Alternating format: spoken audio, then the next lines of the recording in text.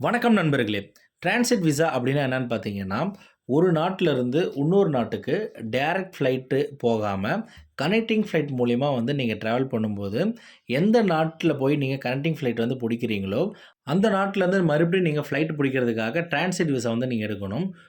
உதாரணமா, நீங்க இந்தியாவிலருந்து நியூயார்க் போறீங்க. ஆனா, டைரக்ட் ஃப்ளைட் இல்லாம பிரான்ஸ் போயிட்டு நீங்க வந்து நியூயார்க் போறீங்கன்னா, பிரான்ஸ்ல நீங்க இறங்குறதுக்காக டிரான்சிட் விசா வந்து நீங்க கம்பல்சரி எடுக்கணும். இந்த டீட்டெயில்ஸ வந்து இந்தியால உங்களுக்கு செக் பண்ணிடுவாங்க. உங்களுக்கு போர்டிங் கார்ட் இஷ்யூ பண்றதுக்கு முன்னாடியே, உங்களுக்கு டிரான்சிட் விசா இருக்கான்னு செக் பண்ணுவாங்க. இருந்தா மட்டும் தான் உங்களுக்கான போர்டிங் கார்ட் வந்து இஷ்யூ பண்ணுவாங்க.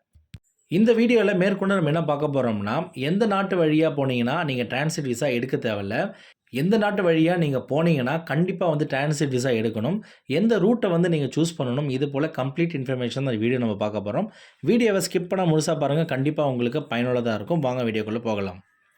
நீங்க இந்தியால இருந்து அமெரிக்காவுக்கோ, இல்ல கனடாவுக்கோ நீங்க டிராவல் பண்றீங்கன்னா, உங்களுடைய ரூட்டிங் வந்து மிடில் ஈஸ்ட் வழியா வந்து இருந்துச்சுன்னா, நீங்க வந்து டிரான்சிட் விசா வந்து எடுக்க தேவையில்ல.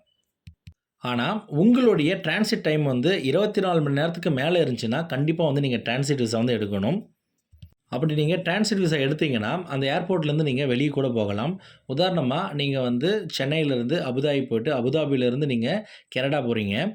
அபுதாபிக்கான டிரான்சிட் விசா எடுத்துட்டீங்கன்னா, நீங்க அபுதாபி இறங்கிட்டு, அபுதாபி ஏர்போர்ட் விட்டு வெளிய போயிட்டு, உங்களுடைய அடுத்த ஃப்ளைட் டிபார்ச்சர் எப்பவோ, அப்போ வந்து நீங்க ஏர்போர்ட் வந்தா போதும். இதுக்காக தான் டிரான்சிட் விசா வந்து உங்களுக்கு புரொவைட் பண்றாங்க.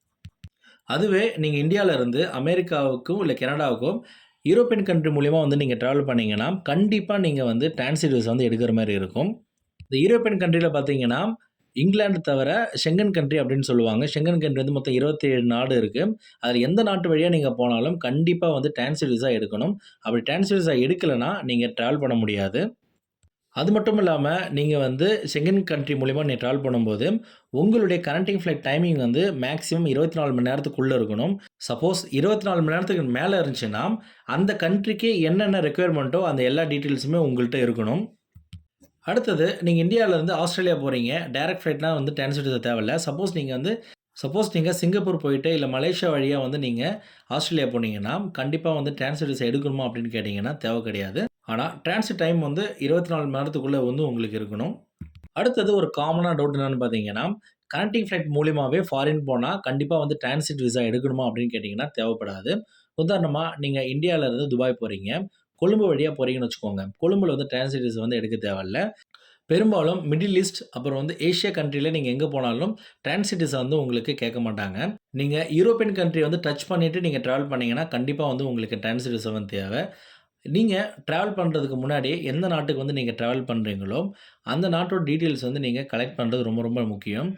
உதாரணமா, நீங்க வந்து யுகே வழியா வந்து நீங்க டிராவல் பண்றீங்கன்னா, கூகுள்லேயே வந்து யுகே டிரான்சிட் விசா நீங்க போட்டீங்கன்னா, உங்களுக்கு அதற்கான ஆப்ஷன் இருக்கும். அதில வந்து நீங்க உள்ள போனீங்கன்னா, கவர்ன்மெண்ட் வெப்சைட்ல நீங்க டிரான்சிட் விசா வந்து அவைல் பண்ணிக்கலாம். அது மட்டும் இல்லாம டிரான்சிட் விசா வந்து யார் யார் எடுக்கணும் அப்படின்ற டீட்டெயில்ஸ் வந்து உங்களுக்கு குடுத்துருக்காங்க. இதேபோல எல்லா நாட்டுக்குமே தனித்தனியான வெப்சைட் அட்ரஸ் இருக்கு. அந்த வெப்சைட் அட்ரஸ வந்து நீங்க கிளிக் குடுத்து எந்த நாட்டுக்கு போறீங்களோ, அந்த நாட்டுக்கான டிரான்சிட் விசா வேணுமா, வேணாமான்னு சொல்லிட்டு நீங்க செக் பண்ணிக்கலாம்.